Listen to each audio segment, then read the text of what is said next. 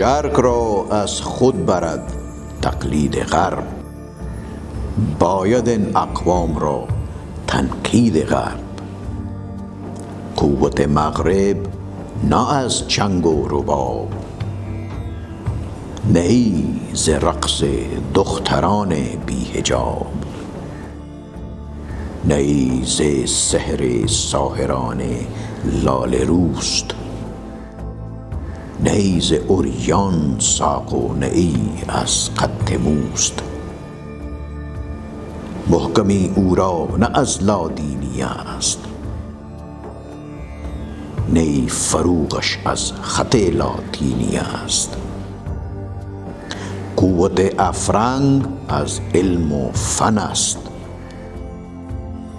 از همین آتش چراغش روشن است.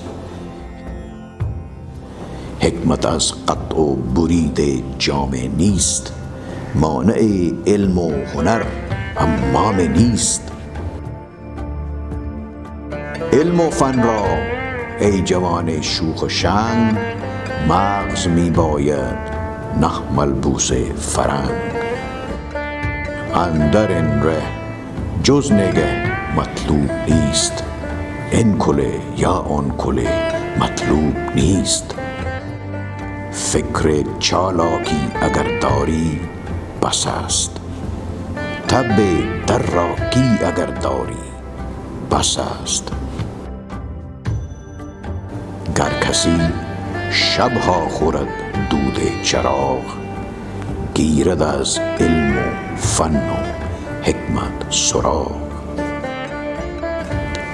ملک مانی کس حد او را نبست، بی جهاد پیهمی ناید به دست.